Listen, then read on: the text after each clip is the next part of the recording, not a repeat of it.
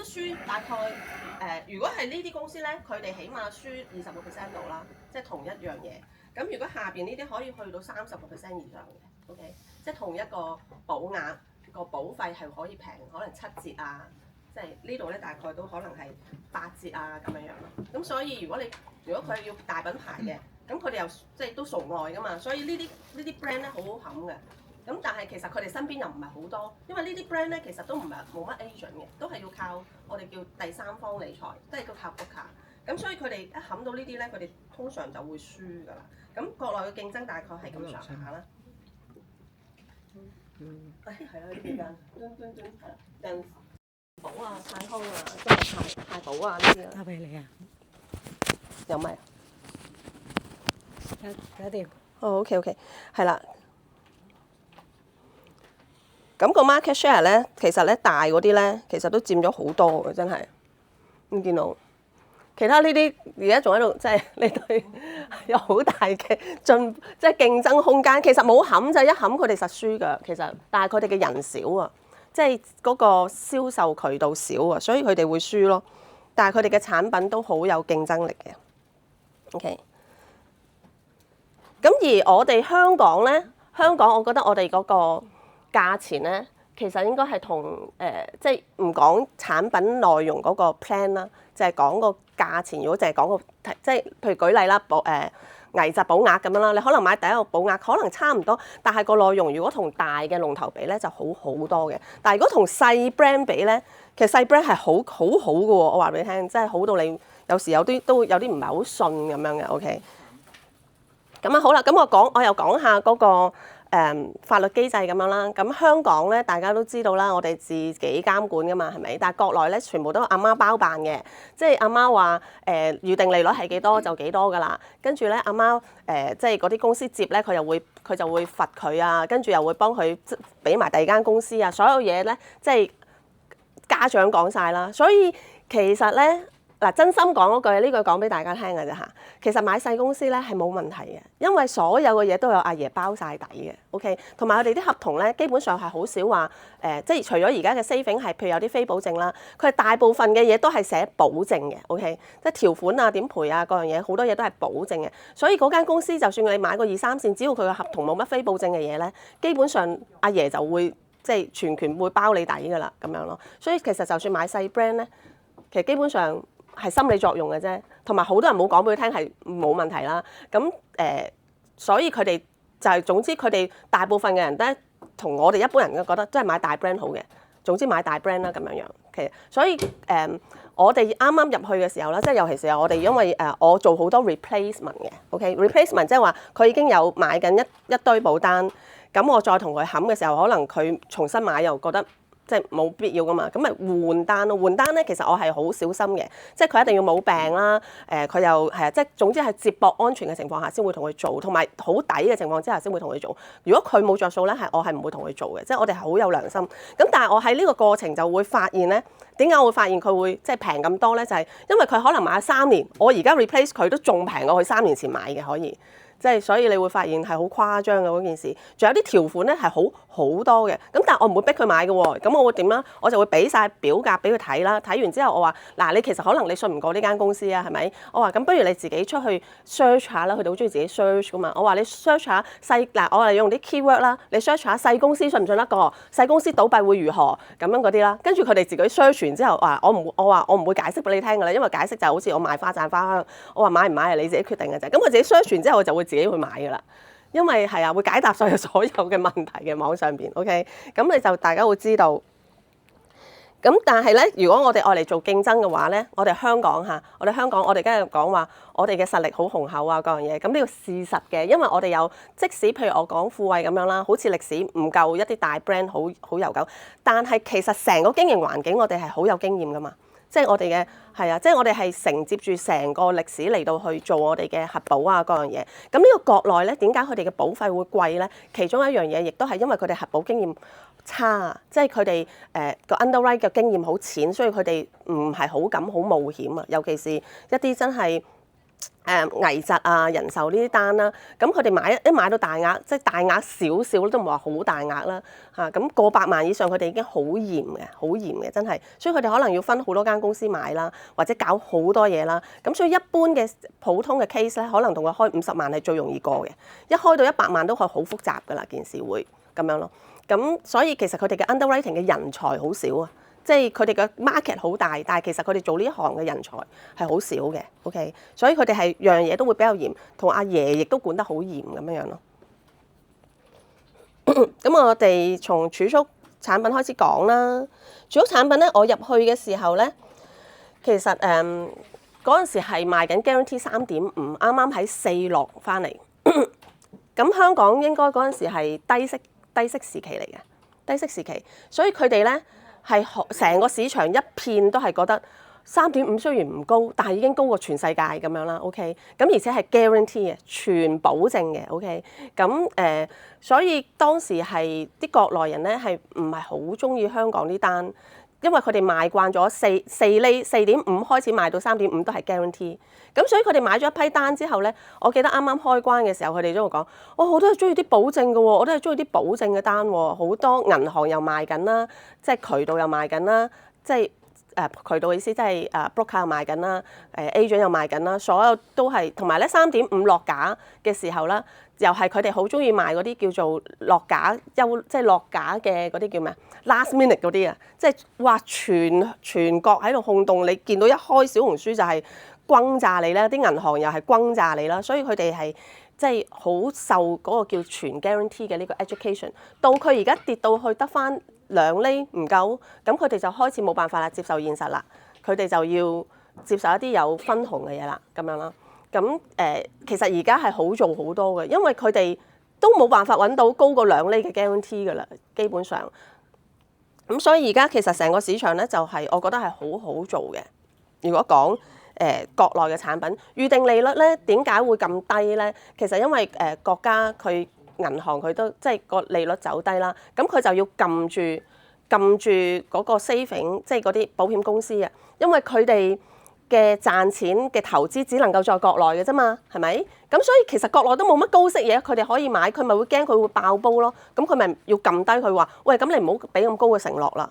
因為你都冇乜投資渠道可以做㗎啦，係咪啊？地產而家又咁樣，跟住你買國債利息又低啦，咁你有啲乜嘢能力可以俾到高息俾你啲客戶咧？咁你冇，咁佢就撳低佢，令到佢 guarantee 佢唔會爆煲咯。所以個利率係越撳越低就係咁樣。嗱，咁國內咧其實咧有一隻產品咧，你哋如果有機會啲客戶同你即係有接觸嘅話咧，咁你會聽到一個叫做咩增額終身壽啊，增加額度終身壽咁樣啦。OK， 呢個咧就係傳統全 guarantee 嘅產品嚟㗎啦。OK， 全 guarantee 寫晒合同啊，幾年到幾多，即係唔會多一分，即係你第30年攞係幾多就係幾多，唔會多一分唔會少一分咁樣。OK， 就係呢啲啊。咁佢哋咧如果要攞錢咁咧，佢叫減額退保，即係其實係減嗰個咩名義金額啦，OK， 即係減嗰個保額啦，嚟到去攞錢嘅，OK。咁通常咧，有啲公司咧就會配一個叫做萬能型嘅戶口俾佢。喂，如果大家聽唔明咧，話俾我聽，因為其實真係幾難明嘅。萬能戶口咧有啲似香港做按揭咧，佢會俾多一個 account 你，即係你可以擺啲，即係啦，嗰個叫咩啊？唔知。係 mortgage link 係啦 ，mortgage link 嗰個 account 其實就差唔多噶啦。咁以前我做緊嗰陣時咧，佢哋大概有 guarantee minimum 有2-3厘啦，咁浮動大概喺4厘幾啦。而家可能係1厘嘅 guarantee 噶啦。OK， 即係再開嘅話，咁好多時咧啲客人就會好中意呢個 account 啦，因為比較係啦，隨時可以走嘅，即係隨時入去，隨時可以走嘅。頭嗰5年可能有少少exit charges 啦，都好平嘅，咁但係佢個利率真係高嘅，尤其是之前買落佢 guarantee 有2-3厘嗰啲，真係輸極佢都有2厘，咁係好好嘅。但係而家就應該係唔得㗎啦，都係得厘保證1厘啊咁樣樣咯。咁但係佢浮動都可能有2-3厘嘅。咁你買個豬頭啦，佢就搭嚿豬骨啦。咁佢譬如我買個 guarantee 嘅 saving， 可能買30萬，佢就俾你30萬嘅，有啲公司係咁啊，30萬嘅總保費嘅2倍，你可以擺落去嘅。OK， 有啲係3倍，有啲係1半，即係間公司個產品唔一樣嘅。OK， 咁佢有個額度俾你，唔可以任你擺嘅。咁啊，咁跟住咧就係國內亦都好興買年金嘅，國內好多年金都係真年金嚟嘅。真年金即係佢會係派到你死為止嗰啲咁樣啦，OK？咁係有 guarantee 20年啊，都好多款式可以揀嘅。但係個利率係普遍會低過全 guarantee 呢啲嘅，即係除非你真係擺到死，可能會有3-4厘啦，即係過100歲佢係可以計到120幾咁樣啦，OK？咁但係咧就正常應該係3厘左右啦，我做緊嗰陣時。係啊，同埋一開始行年金又係冇晒啲 cash value 嘅大部分嚇，就你只能夠行到尾㗎啦，OK。咁但係佢哋都幾 buy 嘅喎，唔知係咪因為出慣即係退休攞慣政府嗰啲，你知啦係嘛？政府有好多嗰啲退休金，佢哋即係 educate 佢哋好多，就係話你退休一定要有一筆固定嘅收入啊咁樣嗰啲嚇。咁所以佢哋都好多人買年金嘅，實在係都係呢個咧就係。之前啦個利率嗰個情況，真係都行得好低下噶啦。同埋嚟緊國內本身嗰個 forecast 都係唔會升嘅，係啊，嚟緊我諗呢10年起碼啦，都唔會走上，都唔會翻上去走嘅。所以香港嘅優勢係好明顯啊！而家其實係啦，走入一嘅時代噶啦已經。其實我做緊嗰陣時已經講緊㗎啦，不過啲客咧硬係好似就唔係好信咁樣，咁啊而家越走越低，越走越低，有啲都好後悔嘅，當時應該買多啲，係啊咁樣啦。嗱，咁所以呢個咧其實絕對係而家香港嘅優勢啦。咁啊俾大家睇下咯喎，2026年啊，呢個就係增額終身壽啦，增額終身壽睇唔睇到啊？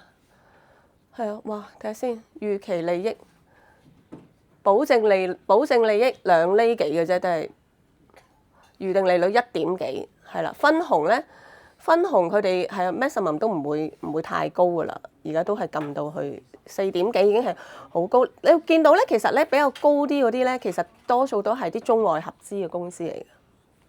中外合資頭呢堆啦，都係中外合資啊。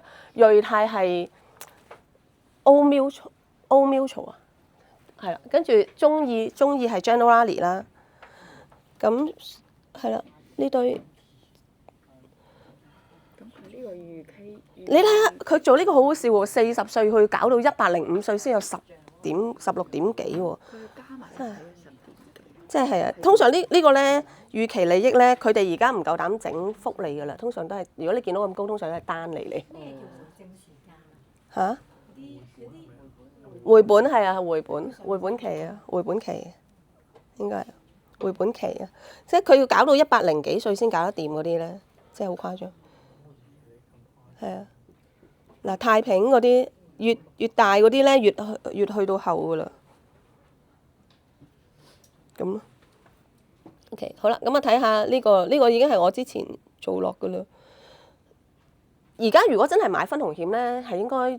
如果佢有比較啊，除非佢冇比較啦，就應該真係唔會買嗰幾大保號啊，搞唔掂啊，真係係啊。中意應該係最中意啊，中英啊，恒安標準，大家即係知啦。Standard Life 係英國咧最大做退休金嘅一間公司，咁喺香港都做咗好多年嘅基金單，咁佢哋喺國內都唔係好多人識嘅。其實講真嗰句，好多人見到呢啲名國內啊，都係覺得嚇咩公司嚟㗎咁樣嘅 ，OK。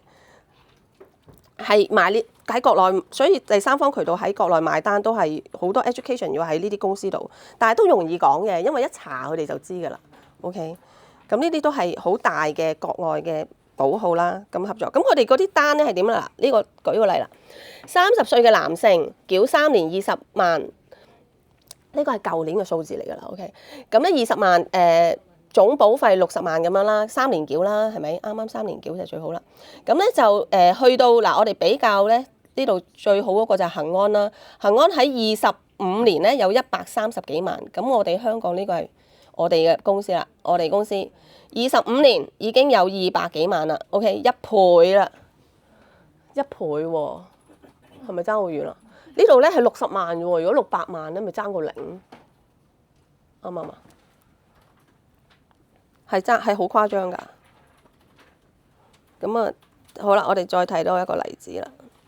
咁同樣300萬啦，咁咧就呢個凝聚天下大陸單啊6.81，OK， 做100萬3年批，10年後已經開始有距離啦。10年其實好快過嘅啫喎，係咪啊？10年後就已經有好大嘅距離啦。如果佢諗住做傳承咧，哇，去到呢個30年已經相差1251萬。OK， 所以做傳承嘅大客咧，其實真係冇可能唔嚟香港做噶啦。OK， 咁咯。咁所以但係我發現好多人冇做嘅原因咧，真係唔知，真係唔知，係啊。同埋佢哋都係比較偏向信銀行啊，以前。但係銀行而家都麻麻地嘅，成日咧都唔俾佢哋攞錢嘅。我唔知道你有冇遇過呢啲？係啊，即係有限額啦。無端端就話你要預約啦，你攞咁多錢預約咗咧，又唔知又要唔知等到幾時，又話啲錢點啊，又限住你唔知點啊，好多客人遇到呢啲問題。咁所以啲錢咧，其實要走嚟香港係一個必然嘅趨勢嚟嘅。好啦，咁呢個咧就係 saving 喺國內儲蓄嘅形勢啦。sorry， 點解呢個？好啦，咁咧我睇下先啊。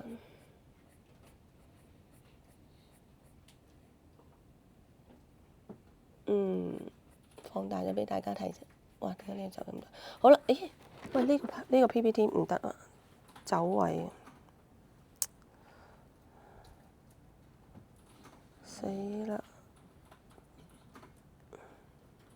唔係我整嗰個咧。咁，唔得喎，可能要換，要轉啊。有電腦啊，係咪啊？有電腦啊！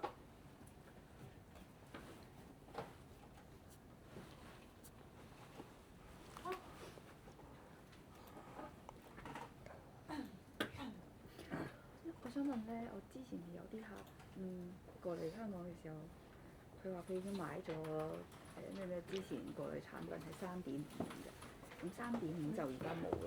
3.5冇啦。咁佢講緊個3.5係頭先你講嘅，係邊條數咧？你講佢國內買咗個3.5就係佢個 guarantee 會 return IRR。全部都係 guarantee 嘅。係全 guarantee 嘅，係啊，但係佢咧都有咁嘅，佢唔係話第一年我擺入去我就即刻有3.5啦，係咪？佢都係要去到某一個年期，佢先至開始3.5一路計落去，係啦咁樣咯。即係啦，20年先有全部嘅3.5咁樣啦，舉例啦。咁但係佢嘅每一年嘅數字咧，佢有個 schedule 噶嘛，係咪？係啊，咁嗰個數字係確定嘅，係啊。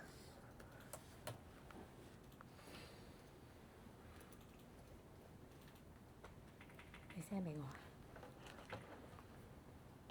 可唔可以 email？ 可唔可以 email 啊？我 send 俾你，係我呢度開放啲。哦。send 俾你啊！你整個 email 發達。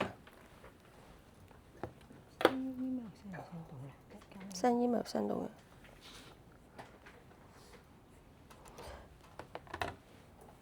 咁另外我跟住講下危疾啦，咁喺呢度整啊。危疾單咧，危疾單就真係水，我自己覺得最深到其中一樣。咁咧普通嗰啲大保號咧，2-3年前賣緊嗰啲咯，好多都係賠1次嘅。咁但係咧2-3線嗰啲你已經賠緊可能4次、5次、6次嚇 OK， 係可以賠好多次噶啦，仲要平，又要賠得多，又要平，咁係好誇張嘅。但係嗰啲條款咧，又係可以好多變化，好多出入嘅。唉，呢單嘢真係睇下先，等我處理一下呢個 PPT 先。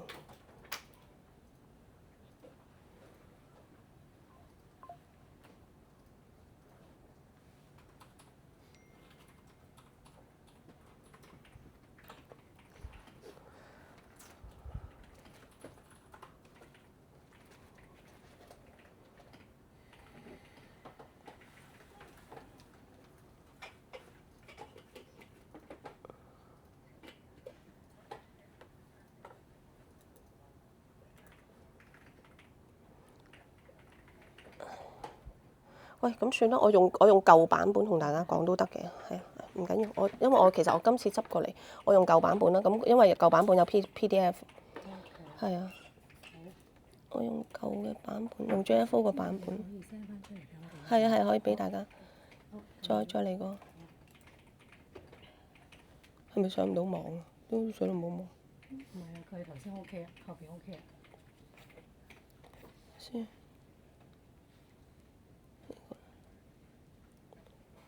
睇下呢個得唔得？睇下呢個得唔得？收到啊。得啊。得啊，收到。OK，咁我用呢個講啦，冇辦法，因為我執過嚟。不如我講埋香港啦，因為 in case 有啲新同事嚇，咁我講埋香港啦。咁點解香港可以做到6厘幾咧？咁嘅原因係因為香港嘅投資係可以 globalize 啦。OK，咁佢嘅投資嘅標的係好多啦。咁仲有咧，其實有一個原因咧，都係關事嘅，就係稅收啦。因為國內賺到錢，啲公司都要俾好高嘅稅國家噶嘛。但係香港係俾相對好低啦，係咪？起碼少一半啦。咁所以啲公司其實賺到錢，咁佢點樣可以令到佢嗰個即係表現會好啲？咁係因為佢俾少啲稅，咁佢利潤高啲，咁佢咪可以反映翻喺俾個客嗰度咯，係咪？咁如果你喺國內你賺到錢，你俾咗咁多錢俾國家啦，咁你都唔會有好多錢可以分得出嚟啦。咁所以咧，其實香港好多原因係可以令到我哋嗰個 performance 係真係支撐到嘅原因咧，係好有實據嘅。仲有咧就係我哋雖然都賺到錢啦，我哋都會有一個叫平衡機制啦，係咪？咁平衡機制就將賺到錢嘅時間會收翻埋一啲錢，就會留翻賺唔到錢嘅時候咧，會派翻出嚟。咁所以令到成個機制都會係 smooth 好多。咁而呢個亦都係我頭先之前講啦，話點解香港係即係有一個咁悠久嘅歷史。令到我哋係真係好有信心去 offer 俾個客人咧，就係因為呢一啲咁嘅嘢，你要經歷好多金融海嘯啊、K 啊，即係經歷咗咁多，咁而成個行業有好多呢啲人才，佢知道點樣去做呢啲定價，知道點樣去即係 perform，即係做到呢啲 performance，咁所以香港嘅表現先至可以咁信得過咯。所以唔係佢哋大陸成日都話畫餅啊嘛，即係你香港你畫咁大個餅，咁你咁點解啊？咁你一定係有原因係咪？咁背後亦都係有歷史嘅印證咯。咁而且我喺3年前喺呢個疫症做嘅時候，香港都未有咁多咩多元貨幣啊嗰堆咁樣嘅選擇噶嘛。咁所以嗰陣時咧，國內其實都有一啲大嘅公司咧，其實佢哋都有做一啲 trust 嘅，即係你要買到好大，佢哋都有少少安排，但係有成本啦。咁而家香港連呢個成本喺張保單度，即係都唔止係傳承嗰個安排咁簡單，你又要可以唔同嘅貨幣轉換啦，咁啊方便好多國內啲客人，佢哋可以去唔同嘅國家嘅時候，啲仔女喺唔同嘅國家，佢哋呢張單都可以配合到佢哋啦，咁樣樣。咁所以咧我哋嘅儲蓄保單嘅優勢咧，係直情係冇得輸啊！即係除非佢唔揾到你，佢揾到你哋真係冇得輸嘅。咁呢啲好基礎嗰啲我就唔講啦，因為香港我哋大家上香港即係公司嘅 training，大家都會知嘅。咁我最主要就係講國內同我哋有咩唔同啦。OK，咁國內第一就係收益啦，收益差啦。第二咧就係佢哋冇咁多功能啦，呢個係 saving 主要個關鍵位啦。OK，個收益唔係差少少，係差好多。OK。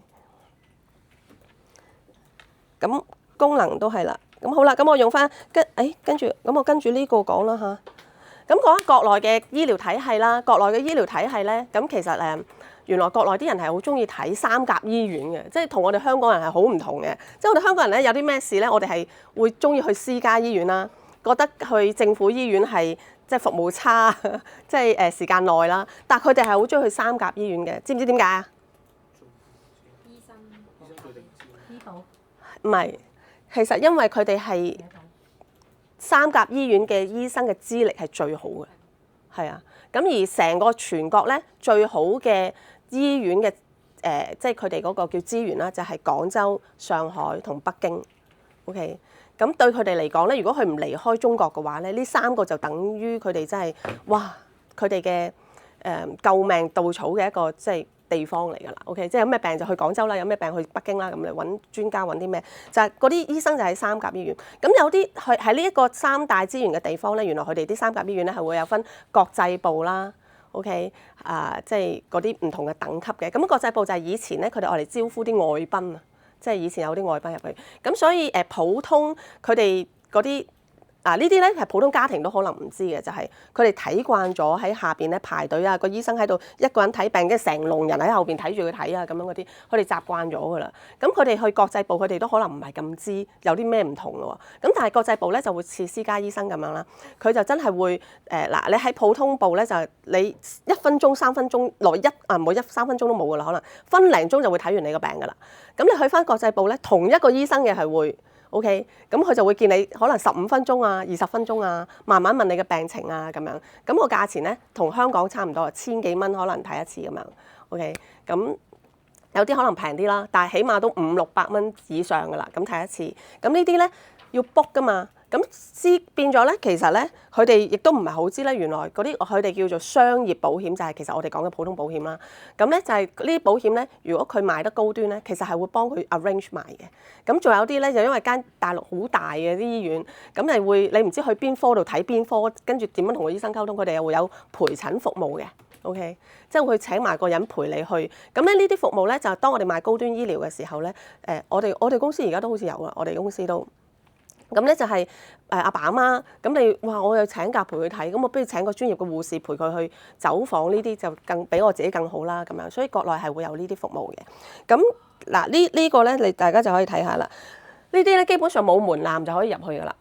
醫保啊，醫保唔係惠民保啊，仲有再低過醫保嘅嘢，有件惠民保，即係嗰啲鄉村嗰啲，你冇翻工啊都可以買一份嗰啲嘅。OK， 求其都可以買到一份。咁有啲好多人都嚟問我嘅，話喂呢個仲平過即係100萬保險啊！唔知大家等陣我再講下。咁總之醫保100萬保險呢啲嘅喎，咁其實咪有呢啲就得㗎啦。其實咧佢越平咧，佢個墊底就越高嘅。即係可能佢要普通醫保可能都要俾都有個墊底費嘅。咁如果你去到文惠保咧，佢賠咧可能賠你40%啊、50%啊咁樣嘅啫。OK， 咁仲有個上限，所以其實個 cover 係基本上。國內咧呢啲所謂醫療保險咧，就係佢係好廣，但係佢個 cover 係好淺嘅。OK， 好淺嘅。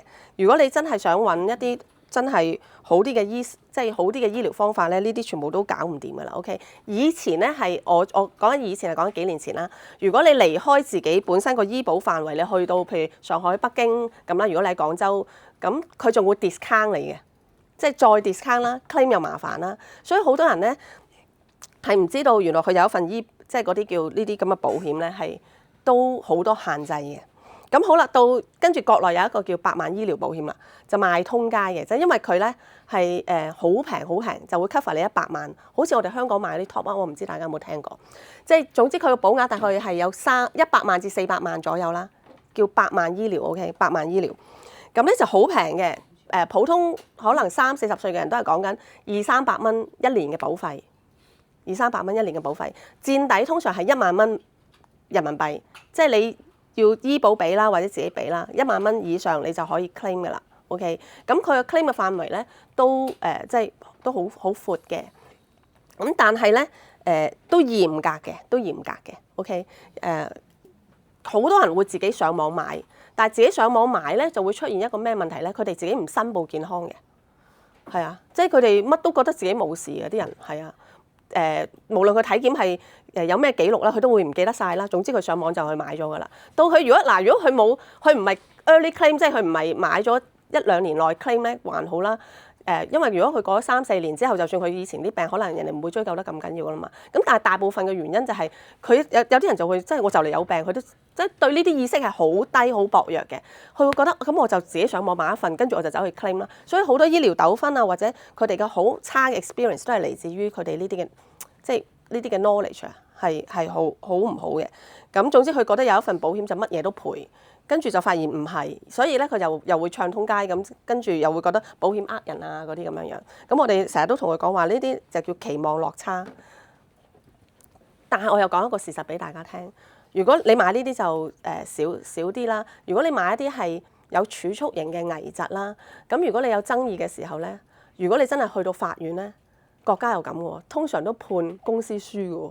就算好合理都好，佢都會覺得你公司錢多啊嘛，你咪賠咯咁樣嘅喎，即係啊，係真案例嚟嘅。不過咁你梗係唔好為咗國家成日幫你去冒呢啲險啦，因為真係有機會唔判你輸噶嘛，係咪先？但係好多呢啲案例嘅，但係拗餐死啦。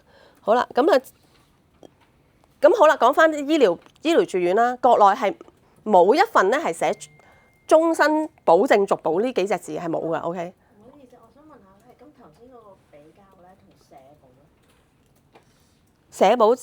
社保咧去到個醫保嗰度噶啦，社保真係醫保，係啊，嗰個圈咯，嗰個圈。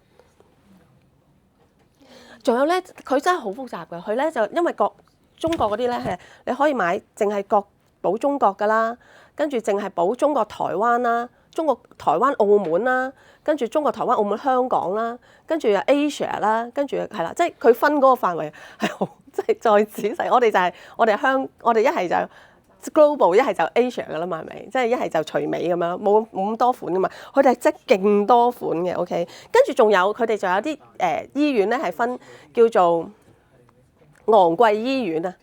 好似和睦家如果喺北京係叫昂貴醫院，即係你買私家醫院都仲未到昂貴醫院個級別嘅喎，你要 cover 埋叫昂貴醫院，你先至可以去昂貴醫院嘅喎。OK， 即係私家醫院都仲有分兩級啊，起碼都 OK。即係有佢你分嘅，你可以 cover 究竟係三甲醫院啦，嗱8萬醫療淨係能夠 cover 三甲醫院嘅普通部嘅啫，國際部啊去唔到噶啦。OK， 咁你跟住有啲可以 cover 國際部噶啦，跟住又 cover 私人醫院、私立醫院啦，私立醫院就要 cover 埋昂貴醫院，你先至係 cover 晒全中國嘅。OK， 即係我想問你頭先講個商業醫保等於香港嘅乜嘢醫療咧？商業醫保咪等於我哋嘅即係呢啲我哋呢叫咩啊？醫療保險。醫療保險咯，即係商業保險嘅意思，即係唔係國家保你嘅，就係你自己買一份叫商業保險啊，即係同我哋買嘅一樣咯。我哋呢啲就叫商業保險。自己買一份。係啊，即係同保險公司買嘅就叫商業保險啦。係啊，唔係國家俾你嘅，得唔得 ？OK， 自己出去買嘅保險就叫商業保險啦。以前我都唔係好聽得明嘅，講真係啊。咁所以如果你喺國內買，你聽到佢話佢保咩？佢話有份醫療啦。如果你真係想做個醫療單嚇，你真係問清楚佢份醫療究竟係保咩？即係層出不窮咁古怪嘅。咁而我接觸嘅大部分客人啦，無論有錢冇錢嚇，無論有錢冇錢咁啱啫，真係好有錢嘅客啊！我講緊好有錢嘅客，真係可能講緊佢喺香港都住緊一棟別墅嗰啲啊，佢都會覺得消費型嘅住院保障係貴嘅。OK， 即係佢哋啲咁，但係即係要睇下你咁啱遇着呢邊啲人，我哋叫 educated， 即係有啲人咧係慢慢會俾我哋即係教育到佢係覺得呢啲係值得使嘅，但係有好多人因為佢又距離我哋呢啲咁嘅即係接觸得呢啲少咧，佢成日覺得哇一年俾萬幾蚊好貴喎，冇得儲，但係其實佢鬼死咁有錢，自己去整個腸胃鏡都照20-30萬，佢又冇嘢嘅喎。OK。咁即係總之，我都唔係好明佢哋有啲人真係好奇怪。咁好啦，所以佢哋買慣仲有8萬醫療嘅選擇啦，佢俾200-300蚊，咁佢哋已經覺得係好多㗎啦。如果冇儲錢嘅嘢，咁如果佢叫佢買2-3千蚊嘅嘢咧，我哋普普通通買7-8千蚊啦，係咪啊？如果住院醫療，佢哋買7-8千蚊冇儲蓄嘅咧，佢哋真係好唔得㗎喎，大部分都係啊。咁所以你真係要睇下你遇着咩客。咁所以住院單咧喺國內我就都唔係好推嘅，唔係好推。咁通常都推啲有儲蓄嘅危疾啊、saving 單咁樣啦。咁啊，但係我覺得每個人都遇到唔同嘅客人嘅，咁呢個就唔係絕對。咁所以呢個咧就仲有啦，仲有嗰啲咩如果你醫保咧，我其實 update 嗰份咧有講嘅，醫保係有分咧，佢有叫甲類有分，大家知啊，醫保係有分藥物名冊噶嘛。甲類嗰啲就係可能賠晒嘅，但係得幾百種嘅啫。但係全個中國有幾萬種藥係喺個醫藥名冊入邊啦。咁所以佢大概佔佢唔知有冇3% 到㗎咋。即係如果你用即係而家香港人都會可能會考慮翻去買呢個咩噶嘛。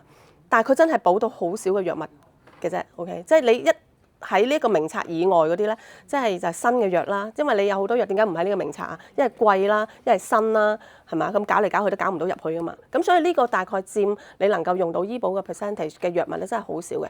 咁大部分咧一離開呢個咧都係要自費。OK， 咁所以要靠醫保保咧係搞唔掂嘅，即係搞唔掂。即係你睇啲好細埃嘅嘢，同埋等間我就再講多樣嘢，大家就知㗎啦。因為咧國內咧喺呢1-2年啦，有個叫醫療改革啦，叫 DRG 咧就控制咗，即係疫情之後嘅呢件事係控制咗咧醫院咧係要用指定嘅病要用指定嘅方案去醫你嘅。如果唔係超出咗嗰個方案咧，就係有機會超出個預算啦。咁醫院係要自己俾嘅，即係你明明醫隻腳咧，咁嗰個方案咧個套餐咧就係5萬蚊。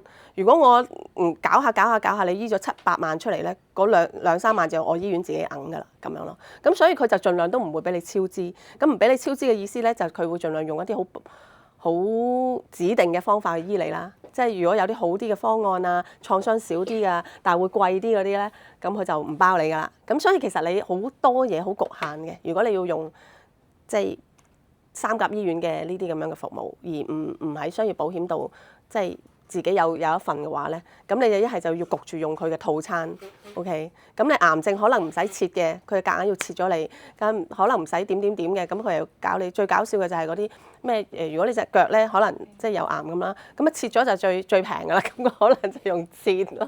咁呢啲真係係啊，呢啲真係搞唔掂嚇 ，OK？ 但係佢亦都係有一個好意嘅，就係佢防範咗啲醫院咧，成日整好多嗰啲咩檢查啊、無謂嘅醫療俾嗰啲人，令到佢個開支好大，所以佢就焗咗，佢就而家 set 晒啲套餐，就令到大部分嘅人都可以負擔得到，亦都喺個醫保度可以賠得到，其實係咁嘅意思嘅。OK， 咁呢個就係醫療體系嘅情況啦，就係呢個 DRG 啊 ，OK。呢個 ERG 都對國內幾大衝擊嘅，咁呢個咧有啲歐啦嚇，咁因為歐我之前有講過啦，因為 Bupa 已經離開咗中國啦，咁個原因就係個賠償率係太大啊，佢哋搞唔掂 ，OK， 咁我頭先有講過話，國內咧係冇 guarantee 續保呢件事嘅，因為國家嘅規定咧就係如果你要 guarantee 嘅意思就係你保費唔準加。即係你今日你入場你係幾多錢，你就終身都係幾多錢，你先叫 guarantee，OK？ 咁所以係冇一間公司做得到嘅，咁所以佢哋就唔會落呢個字㗎啦，OK？ 咁只能夠信嗰間保險公司嘅信譽，佢係每一年都會同你續保嘅啫，嚇。咁所以賣醫療保險咧就要賣個信譽啦。點不知啊，Bupa又走咗喎，唉！咁所以嗰件事都對呢個行業好衝擊啊，因為佢走咗之後有啲客係接唔翻㗎嘛，即係你無端端就冇咗份醫療保單，跟住其他公司未必接你。如果當你有病嘅時候，係咪你醫緊病嘅時候？咁所以有 Bupa 後尾都有啲良心，好似係俾佢接翻香港嗰啲嘅，即係用翻香港嘅 plan 去接翻佢，就俾佢即係當一個 global plan 咁。因為買得 Bupa 咧，其實就等於國內嘅愛馬仕嚇，即係啊。佢哋如果你攞張 Bupa 嘅高端醫療卡出嚟，其實你就等於最頂尖嘅一個 service 㗎啦。OK， 就賠得太勁啦。咁呢啲公司咧喺國內咧，如果你賣高端醫療都係好出名㗎啦。呢對係啊，即係除非你唔買高端醫療啦，即係講緊高端醫療就同我哋其實係未去到 V 到 One 嘅，即係差唔多係 semi-private， 佢哋都已經好係叫高端醫療㗎啦。咁啊都係呢堆好早入去㗎啦。佢哋做嘅 service 係 localize 嘅話係對接得好好嘅，因為佢哋個 localize 嘅網絡咧，佢哋嘅emergency 嘅即係嗰啲緊急嘅安排啦，係超好，同埋佢可以幫你揾到嗰個地方最好嘅醫生做呢個手術醫呢個科。咁啊，國內以前咪成日要走訪嗰啲叫做咩人情嘅，即係我識嗰個科嘅醫生，佢就會幫我點，係唔使㗎啦 ，OK？ 因為佢又未必做一世，咁佢亦都未必喺你想去嘅嗰個城市嗰個科目，咁係咪？咁所以咧買一份高端醫療咧，其實對嗰啲有錢人嚟講都好重要。咁但係香港咧，香港我哋而家我覺得我哋公司都做得好好啊。其實應該 V 到 One 嗰啲咧，其實都對接晒呢啲嘅。佢哋有一個叫做服務中，即係專係佢做呢個 service， 然之後佢俾嗰啲保險公司整一個計劃之後連佢個 brand， 即係叫 OEM 咁上下啦。即係其實服務我提供 ，planner 你賣咁樣啦。OK， 其實我哋公司都有用嘅，我哋要 TPA 啊。就係佢哋有一個 centre 係已經個網絡好完善嘅啦，咁只係我自己公司我 design 個產品，我就用佢嘅服務就貼我個 brand， 咁其實你可能買邊間公司都係用佢服務噶啦，咁樣咯。好啦，跟住講危疾咯喎 ，OK， 危疾國內嘅架構咧就係咁嘅，佢哋有一個叫輕症啦、中症啦、重大疾病啦，咁嗰幾大嘅龍頭咧，有啲係連輕症、中症都冇嘅，直接就去到重大疾病噶啦 ，OK。咁尤其是係4-5年前嘅 plan 啦，真係好貴嘅，即係佢賠你一次又冇多次賠償，就係中間嗰3嚿嘅啫。OK， 中間嗰3嚿就係一係身故賠啦，一係就你唔死就攞儲蓄啦，一係就係大病嘅時候賠啦，就係呢3樣。咁中症同輕症咧喺國內咧好好嘅喎，佢係你大部分啦，龍頭嗰啲公司未必嚇，就係你賠咗輕症咧，你都成份單係唔使再俾錢嘅啦。即係我哋香港係會可能係扣咗某個 percentage， 即係可能100% 賠咗個早期，我哋就俾咗20% 啦。咁再你賠嘅時候就賠剩翻嗰80% 噶嘛，係咪？但係佢哋就唔係嘅，佢哋係同埋個保費都係要繼續俾啦。即係如果我淨係賠咗早期嘅話，但係佢哋係全部唔使俾嘅咁樣咯。咁佢哋嘅多次咧，佢哋有啲叫多次啦，佢哋嘅多次即係而家佢哋都有龍頭都有增加叫多次賠償，可能我賠你6次，但係佢哋係咁嘅喎，佢哋嘅6次咧以前啊，即係你真係唔細心睇，你真係會俾佢跣嘅。我賠你5次，賠你6次，但係佢係唔係癌症多次，唔係心臟病多次，佢就係一個 category 入邊咧，佢分咗唔同。以前大家都知啦，危疾咧，佢咪會分 cat 嘅。即係可能心臟病啊、癌症啊，跟住唔知咩其他心血管疾病啊諸如此類，佢分晒嗰個項目噶嘛。咁每個 cat 佢賠你1次，佢雖然賠你6次，但係你要賠晒6個 cat 咯，你明唔明啊？咁即係你癌症最高發嗰啲，你冇可能重新再賠多次噶啦。係咪超時啊？我哋都遲咗啦。係啦，咁樣啦。咁所以咧，佢哋嗰啲 terms 大家係唔可以俾佢就咁話賠嘅1次咧。就咩嘅？你一定要睇清楚佢究竟係有冇癌症多次賠啦、心臟多次賠啦，咁樣先至係真係對佢有保障啦。好啦，我好快咧俾一個典型嘅例子俾大家睇下啲保單。呢個普通家庭買嘅單啊嚇，呢個中國平安。OK， 好啦，我哋睇埋呢個就 OK 啦。咁你會睇到咧，呢一個咧就係2020年買嘅啦。OK， 一個男性。咁佢買到20萬，真係好普通嘅，真係唔知點解買咁少嘅。咁可能18年交，咁交8000幾蚊啦。咁呢個做嗰陣時咧，已經係2022年啦，可能過2年後噶啦。OK， 39歲啊，39歲啦。咁你見到佢仲平過佢2年前買嘅喎，係嘛？即係呢間係中外合資啦，如意都係中外合資嘅。咁咧就嗰呢個仲搞到7000幾。咁你有冇見到啲項目啊？佢得1次賠1次，乜嘢都冇噶啦。OK， 跟住呢度咧又賠佢2次啦，仲要增加120% 保額啦。跟住咧呢個中症又賠，呢個中症又賠2次，呢個中症又賠2次，呢度跟住唔知輕症又賠3次，咁好多嘢喎賠。但係佢保費又平啲，仲要遲啲買，即係39歲買，仲平過37歲買，跟住個保障內容又多啲，好誇張。但係佢同我哋最大嘅一個唔同嘅特色係咩咧？啲條款真係辣啲嘅。OK， 條款辣啲嘅。OK， 譬如生存期嗰啲咧，佢可能要唔知昏迷啦，佢可能要唔知80日啊，定總之好長嘅。我哋可能10幾日。咁呢個 detail 咧，其實我新嗰個整咗咧，唔記得，即係而家睇唔到啦。咁但係咧，佢哋條款係辣啲嘅。又舉例啦，我記得咧之前咧 Kitty 整過一個就係講話 AIA 國內咧唔賠嘅嗰個，係嗰個都係一個好大嘅 case 咧，就係一個小朋友買單18歲以下咧係冇身故賠償嘅。OK。本身係成個中國都冇嘅，即係如果佢買咗危疾啦，如果佢18歲以下身故嘅話咧，佢係賠翻保費俾佢嘅啫。咁香港係唔會發生嘅，香港係會點啊？香港你買幾大嘅保額，你身故賠償一定係賠翻個保額嘅。咁點解會有呢個差異咧？即係佢嗰單 case 咧係，喂 AIA 喎，不過係國內嘅 AIA 唔係香港 AIA 啊。OK， 國內嘅 AIA 喎，出晒新聞咁樣，佢就話：哇，我個仔。因為即係總之身故啦，佢危疾又賠唔到，因為佢定義唔到佢係危疾。咁佢而家走咗，佢又唔賠保額俾佢。個原因就係因為本身18歲就係唔賠身故嘅。咁就係國內有一個叫道德風險啊，驚啲人咧成日幫啲小朋友買一個好大嘅保額，然之後係啦就會謀殺佢啊咁樣嗰啲係啊，所以佢哋就唔會俾佢買一個好大嘅保額嘅。咁啊，香港就冇呢啲啦，所以香港係你買保額就係即係你賠唔到危疾，你就一定會賠身故噶嘛。咁所以香港你如果講同一個保費咁講，佢就少一個保障噶咯喎。係啊，咁樣咯。香港嘅保費咧，如果你講緊交緊8000幾，一定都差唔多，唔會係咁急噶咯，即係唔會咁少嘢賠啦，係咪？咁所以香港嘅條款第一係好啲啦，第二咧嗰個功能性又多啲啦，第三咧個保障咧亦都係全面好多嘅，即係佢有時咧佢真係就咁話，我賠你2次，賠你2次有咩用啫？你賠唔同嘅病，我而家問題我最高發嘅係癌症同心臟病啊嘛，你要賠我心臟病有幾次先得㗎？咁所以香港嘅 design 係好人性化，亦都好符合我哋嘅賠償。即係如果我哋睇我哋賠償表，90%嘅賠償其實都係喺呢一堆嘢度嘅。所以佢哋賠其他嘢賠幾次俾我根本就用唔到啊。同埋佢哋嘅保額咧係唔會增加嘅。佢哋買咗20萬咧，去到60歲，除非呢度寫明你賠第2次啦，有機會就俾你120%啦。如果唔係咧，其實佢個 cash value 係唔會增值嘅。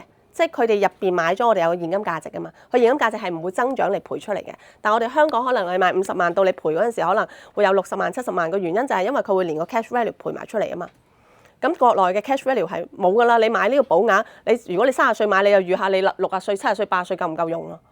咁樣咯，咁佢就會面對一個即係通脹嘅問題係好嚴重嘅，因為你真係可能70、80歲你都唔賠噶嘛，係咪先？咁你個 cash value 你攞翻出嚟，又等於你可能啱啱俾以前個保費咁樣，哇都貶晒值啦，10蚊變1蚊咁樣啦，係咪？咁所以國內係完全保唔到值嘅。如果佢有50歲先加保額咧，喂加唔到啦，即係你去到50歲，如果你喺國內買咧，第一佢個供款期又會好短嘅，可能5年嘅啫。咁你加一個好大嘅保額，你要5年內供斷咁啊，好難㗎。第二咧就係核保好嚴啦。第三咧危疾嘅核保係仲嚴啲啦。咁第三咧就係佢可能已經係會倒掛，我哋嘅意思咧就話佢買個100萬，佢可能要交個保費超過100萬嘅。咁所以你超過50歲喺國內，你根本唔使考慮啊。香港都仲可以考慮下。係啊，香港因為咧香港你雖然第一次賠償會倒掛，但係你可能會有你呢個保費你係可以買到幾次啊嘛。但係可能佢就係買到1次嘅賠償㗎啫。咁所以香港嘅條款係比國內係好好多嘅，真係。但係如果你俾2、3線咧，可能佢唯一一個好處就係佢輕症佢賠咗，佢唔使再俾保費咯。呢個係國內最大嘅優勝之處。但係如果你買大保號咧，即係嗰啲有錢人咧，通常都唔係好睇呢啲嘅，因為冇乜人接觸到佢。咁可能佢買嘅都係嗰啲就係龍頭嗰幾間公司，好差嘅，啲條款又差，保障項目又差。而家佢哋其實都有可以俾佢加錢去嘅，但係佢一加咧就會貴過我哋噶啦。即係佢係啊，即係佢加 rider 話可以賠幾次嗰啲咧係可以加嘅啦，但係佢一加咧就會好貴噶啦，因為佢本身個 basic 都貴啊，咁樣咯。好啦，咁大概咁講到咁多係冇？因為仲有阿 Will 喺下一場，係 Q&A 有冇？有人 Q&A 問嘢。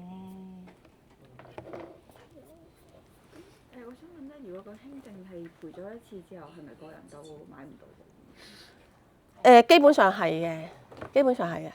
賠咗輕症都可能買唔到噶啦，國內都好嚴嘅。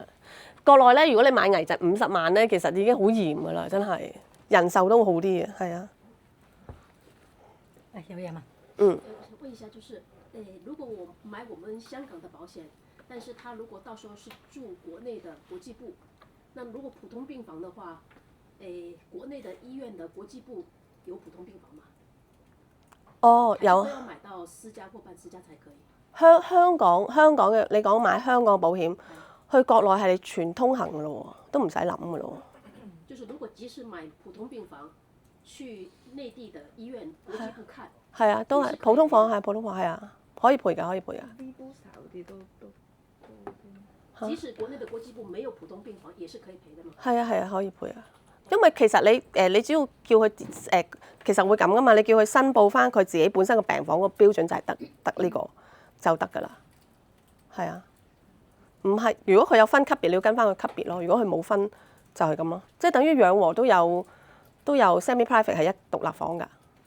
係啊，咁佢叫佢 semi private 佢都會賠嘅。那也就是說，假設買了香港保險的人，到時候去國內國際部看的話，他不需要買到中衛寧，只要買到貝衛寧就 OK 咯。普通病房也是可以看的國際部。係啊，可以睇㗎，普通病房可以，國際部可以㗎。咁仲有冇問題？你有冇試過真係遊客理賠到㗎？即係喺國內嘅。喺國內理賠，我so far冇客理賠危疾啊嗰啲喎。但係啊，但係如果你問我哋有，即係當時我做嘅團隊啦，好多 case 嘅。你個 concern 係咩？即係如果香港買嘅話，咁個錢係點入到數咧？哦，講起理賠呢件事咧，國內都仲有一個情況嘅。原來佢哋唔係間公司，佢哋都接受外國嘅，即係如果危疾啊，即係佢唔接受外國嘅醫院嘅一個報告嘅，即係所以如果佢去到外國，佢要攞翻即係賠危疾嘅，可能要翻國內去睇醫生嘅， OK， 所以點解佢哋有啲人咧就都會有 concern 就話啊，我如果我要買一個危疾係要全世界都賠得到，佢都係要嚟香港穩陣啲嘅。OK， 因為唔係間公司都接受佢離開國內嘅一個醫療報告嘅。OK， 咁樣啦。咁你頭先問嗰個係話佢，你就問一次。即係香港本哦，佢賠咗出嚟，佢而家你嚟得香港，你買保單，你通常香港都會有戶口啦，係咪啊？都會開一個銀行戶口啦。如果唔係你點交保費啊？個俾錢個係咪中跟住國醫院佢點收錢咧？佢都係要扣你，即係而家中國啲。你係講危疾定講住院啊？都包嘅，即係個理賠個錢，如果喺香港帳戶，其實香港帳戶咪賠翻嚟香港帳戶咯？但係你用唔到啊嘛，你喺用到啊！你綁翻微信咪用到咯？係啊，你微信而家可以綁香港戶口噶啦嘛，喺國內消費可以噶嘛。而家可以用微信，咁之前就唔係都可以 TT， 唔係其實咧好多我唔知我哋公司應該正常係可以 TT 戶口入去國內嘅喎賠償，嗰啲係啊，或者補充少係嘛少啦。唔多唔可以啊？佢哋係有開香港戶口㗎嘛，國內人一定要開香港嘅戶口，嚟方便交保費。若果真係需要理賠嘅話咧，咁就可以賠落香港嘅個戶口銀行戶口。咁香港冇外匯管制㗎嘛，咁佢自己喺香港呢個喺網上銀行或者 APP，佢自己轉翻錢國內咯，就係咁樣，係啦。有機會唔收啦。對，咩唔收你的錢為什麼會回去？香港唔會咁，香港你出去唔係要自由出去㗎嘛。點樣係 OK，不過收唔到錢。收唔到，即係轉唔翻入國內？你意思係因為唔係都有有冇過咗個限額咧？係啊？每年都係同樣有5萬蚊嘅我知道喎。保險公司咧可以用保險公司嘅名義咧，佢哋直接咧係匯款去嗰個保單持有人裡面嘅。不過就係由可以同公司講，直接由公司或者嘗試個客啦轉唔到錢翻大陸，然後咧就要問保險公司呢一邊，就由保險公司就出錢打翻去佢哋嗰邊。咁即係要睇翻國內銀行收唔收呢筆錢，因為之前係有銀行唔接受。你問你呢筆錢點過嚟？係我聽過嘅，所以咧有啲就直接咧係由保險公司可以咧保險公司嘅名義咁啊轉翻錢落佢哋自己戶口。咁都係要申報咗先可以用。保險公司有佢嘅方法可以入到咁錢入去，我諗先靠保有啲係咁樣嘅，係啊，冇嘢補充。冇嘢補充係。你講多少少啦。因為富運冇賠過我，所以我都唔係好肯定。而家咧國內咧好多國內人成日都問我白血病保唔保？白血病即係血癌啊嘛。佢哋成日唔知點解好緊張白血病嘅，咁其實係啊，咁啊即係血癌啦。咁喺香港嚟講咧，所有 cancer 嚟講都係包㗎嘛。係啦，呢個就留意啦。有時啲 terms 咧唔同嘅。咁另外咧就係甲狀腺啊，好多時咧國內嘅女士咧，即係10個有6個都唔知點解會有甲狀腺。丁咁多啲問題，或者可能要切過嘅甲狀腺嘅，咁甲狀腺嘅呢個嘅原位癌咧，以前咧內地係保，而家最新嘅條款咧已經係唔保啦，冇呢一個嘅甲狀腺嘅原位癌，即係叫做輕症，係啦，甲狀腺我哋叫原位癌，佢哋叫輕症嘅。係啦，唔係唔保係輕症。係啦，佢哋保輕症輕症已經唔保㗎啦，輕症甲狀腺唔保㗎啦。咁呢一個我哋亦都係多一個賣點，我哋係叫前期疾病都係可以受保咯。咁其實賣點可以好多嘅，咁啊不能盡錄，咁啊之後會俾翻個 PPT 大家，咁啊多謝。唔該晒，哎呀攞翻呢個先，唔該你，唔該你。好，咁啊，下一個環節啦，你攞定部機嚟啊！啊，你用我嗰個啊，原來咁啊，等一陣，突然間斷咗片添。OK，係，咁就頭先就講完呢一個國內嗰個中港保險分別。咁如果當我哋接觸到一啲國內朋友，我哋有啲乜嘢嘅話題同佢傾咧，或者又唔識嘅人，我哋點樣可以同一個陌生嘅人可以打開話題啊，破冰關係啊？點樣可以同佢哋由呢個嘅傾偈嘅內容變咗做生活化，可以入到保險有啲切入位咧？咁呢啲咧都一定要離不開我哋行呢個嘅親和力㗎嘛？點樣去同啲內地嘅客溝通？咁我咧就今次咧就揾咗呢個親和力好高嘅阿 Will，因為佢主要咧咁多年都係做國內市場嘅。咁啊，請阿 Will 唔該。㗎，呢個 PowerPoint 係 send 咗俾我睇下先，但係我手機係唔支援呢個嘅線嘅。睇下先啊！有冇 iPad 啊？係 Type C 㗎，係嘛？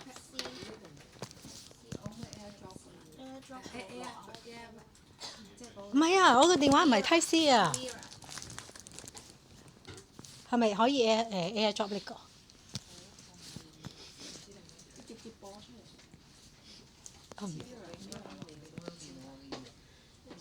我都有電腦啊，但係得呢條線啊。好。睇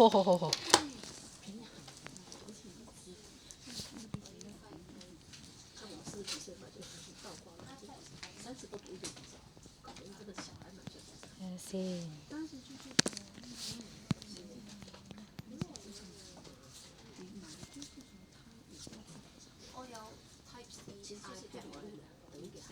喂，啱啊，借過嚟啊！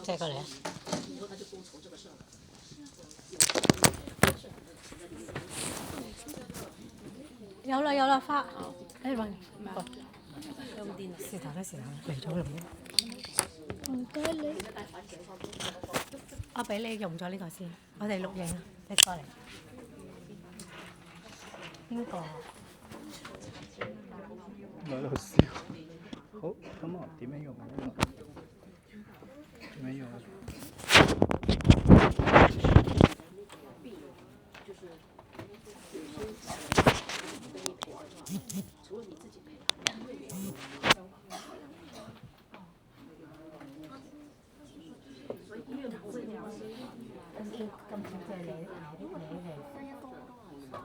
超过有更好的方案，他医院的自己如果他医这个方案的话，他因为他是赔不足的，对，赔不足不是患者自己付吗？怎么会医院付？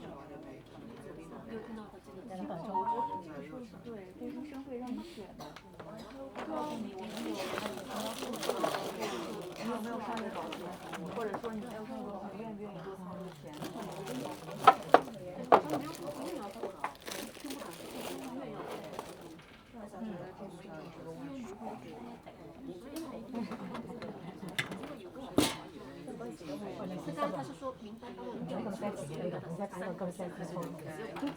慣咗。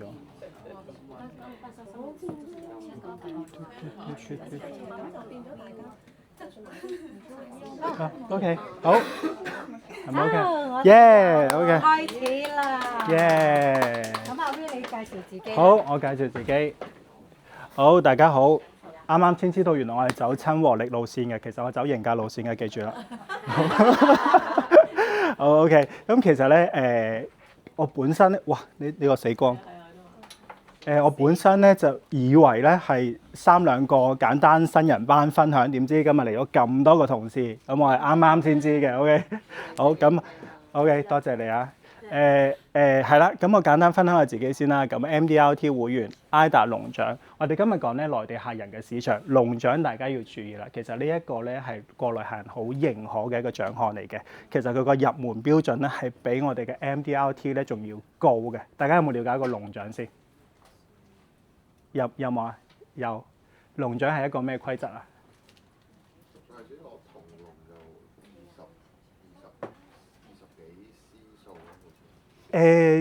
我嘅認知咧，其實就係我哋一定要36定38個 case， 每一年一定要有呢個 case 嘅。跟住咧就係C 數咧，佢以前我哋 MDRT 係會計由 HR 幾多 percent 加幾多噶嘛。咁龍獎佢淨係計 SC 數嘅，係30幾 C 數再加30幾嘅單。咁銀龍獎咧就係80以上嘅 C 數咁樣啦。咁啊主要咧真係靠內地客源。你會見到咧，我90%咧都係來自內地嘅客源咁樣嘅。好啦，咁今日咧簡單去分享我點樣去做內地嘅市場。其實我入咗行咧都超過10年。咁內地市場咧其實係我一笪點講啊，係我個福地又好，或者係我嘅樂園、我嘅戰場都好。咁我主力咧做內地嘅市場嘅。咁嚟咗富衛咧就做多咗香港嘅市場。咁一齊睇下咧，我究竟係點樣去做內地市場，同埋點樣打開內地市場呢個話題。因為好多時候一啲高大上嘅演説啊，為我點樣避稅啊，點樣去資金轉移啊，或點樣做到 TOT 啊，喂，有機會離我哋有距離啊。咁再貼地翻少少，正常我哋一個普通嘅市民嚟到內地市場，係咪一嚟到就打大佬咧？點樣去開始佢個話題咧？點樣去了解佢哋嘅文化咧？我究竟日常生活係點樣做咧？好多時候咧，我哋會講見客咧，等於同佢談一場戀愛，係咪？去點樣去知道佢嘅心思啊？點樣去同佢溝